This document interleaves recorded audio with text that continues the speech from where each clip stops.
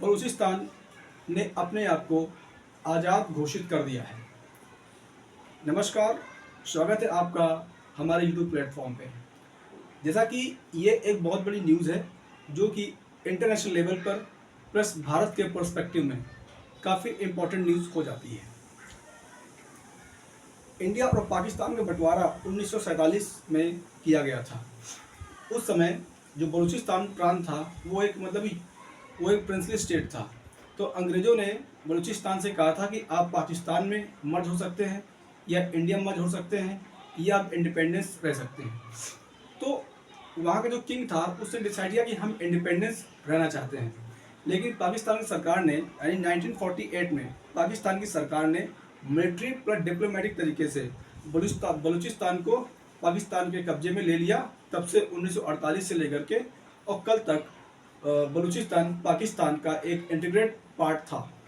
लेकिन एक बहुत बड़ी न्यूज़ निकल के सामने आई है कि मतलब बलूचिस्तान के विद्रोहियों ने मतलब कि इन्हें तालिबान के साथ मिल करके बलूचिस्तान को आज़ाद घोषित करा दिया है। और इसमें महरंग या डॉक्टर महरंग बलूच का बहुत बड़ा हाथ है, बहुत बड़ा योगदान है। बलूचिस्तान जो ईरान और अफगानिस्तान के साथ बॉर्डर साझा करता है, प्लस चाइना वहाँ पर बहुत सारा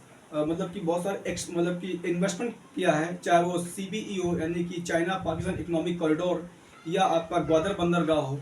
और सबसे बड़ी बात यह है कि जो आपका बलूचिस्तान है वो मिनरल्स रिसोर्सेस स्टेट है, यानी खनिज संसाधनों से भरा हुआ एक समृद्ध राज्य है। और जबकि पाकिस्तान की जितना भी मिनरल रिसोर्सेस है वो बलूचिस्तान से ही निकाल के लाते हैं और इस्लामाबाद, लाहौर और पेशावर में उनका यूज़ किया जाता है। तो इसको लेकर के बलूचिस्तान और पाकिस्तान की जो सरकार उसमें आपस में क्लैशेस हुआ करते थे, काफ़ी उसमें अंतर विरोध थे, काफ़ी द्वंद्व थे।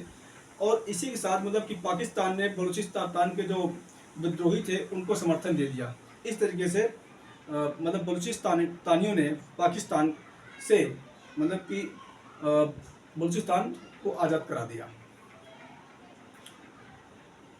अब बड़ा मुद्दा ये है, क्या बलूचिस्तान अपने आप को एक इंडिपेंडेंस नेशन घोषित करेगा, यानी इंडिपेंडेंस राष्ट्र घोषित करेगा? क्या अंतर्राष्ट्रीय समुदाय बलूचिस्तान को एक नया देश के लिए समर्थन देंगे या नहीं देंगे? इस पर बड़ा प्रश्न चिन्ह है।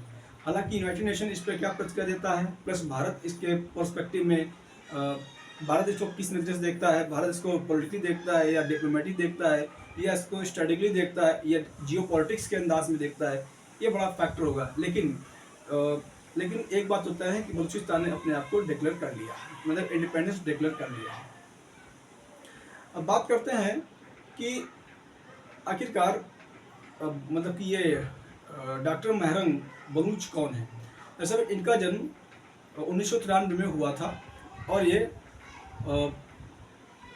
बलूचिस्तान की मतलब की रहने वाली हैं और ये क्वेटा में रहती थी, लेकिन अभी तो क्वेटा में रह रही थी।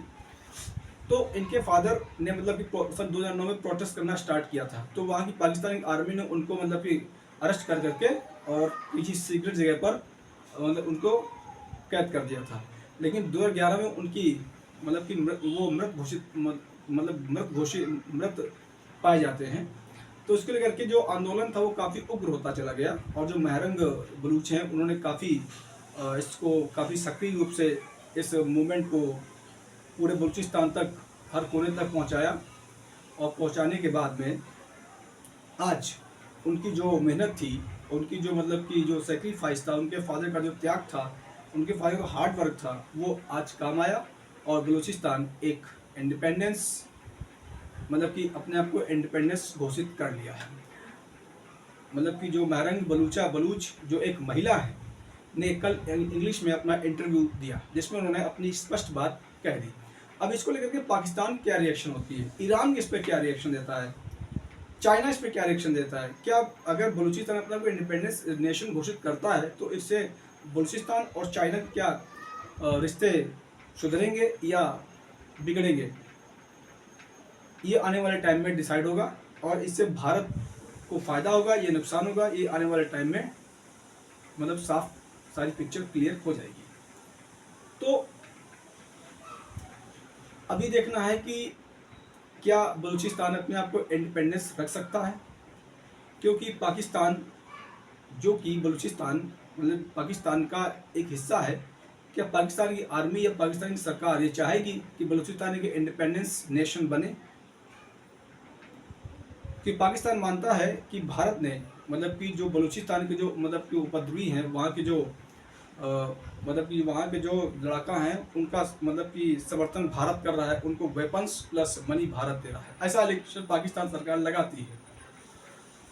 लेकिन क्या इंडिया ऐसा कर रहा है या क्या इंडिया ऐसा कर सकता है? मुझे नहीं लगता कि भारत बलूचिस्तान के साथ इस प्रकार समर्थन दे रहा है। भारत बलूचिस्तान के विद्रोहियों का समर्थन दे रहा है। एक बात और क्लियर करना चाहता हूँ कि अब अब्दुल गफ्फार खान, जिन्हें फ्रंटियर गांधी के नाम से जाने जाते थे, वो वही करने वाले थे। तो वो भारत पाकिस्तान के बंटवारे को कभी एक्सेप्ट करते ही नहीं है। वो कभी नहीं कहा उन्होंने कि भारत पाकिस्तान के टुकड़े हो।